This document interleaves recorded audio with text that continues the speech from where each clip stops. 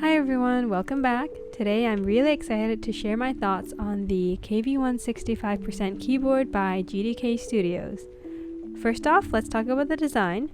I got this in the spray white color, which feels incredibly smooth, and it has a lovely touch of glitter. I think that the glitter adds a really unique flair to the overall look. Now let's talk about the front design. So there are narrow borders on both the left and right side, giving it this really sleek appearance, and there's a badge on the upper right, which adds a nice finishing touch. Now let's talk about the side profile. So you can see that this kind of has a layered effect, and I really like how this looks. I think it gives it a really nice clean look. Now let's take a look at the back, which is arguably the highlight of the KV1-65%. So there's this big weight embedded in the bottom case, so I opted for a PVD weight. And after assembly, this board weighs around 1.76 kilos. It feels really solid and super premium.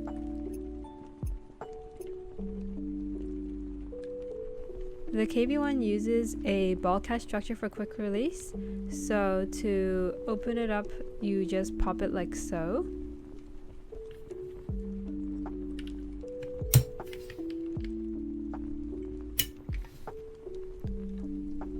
So it's blinking right now since I haven't paired it yet, but let's ignore that.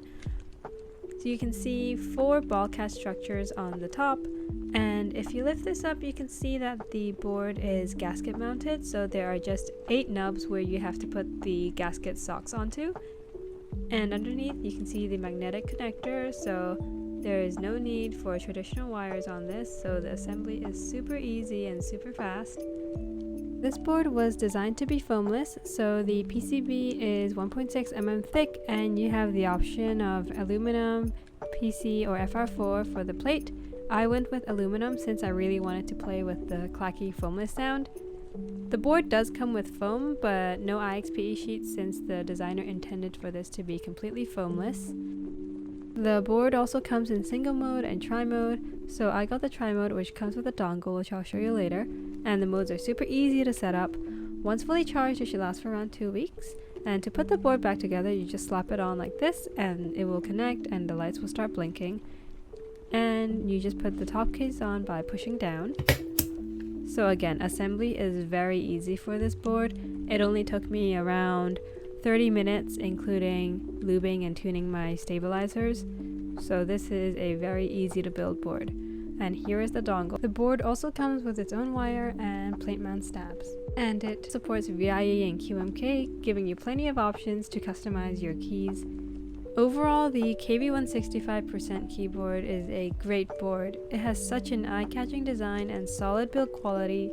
I think it's definitely worth considering if you're in the market for a new keyboard, especially since the quick release and magnetic connector makes it really easy to assemble. This is also great for someone who's looking to explore foamless boards, but overall, great board. I definitely think it's worth considering. So this is all I have to say about this board. Thank you for watching, and without further ado, here is the sound test.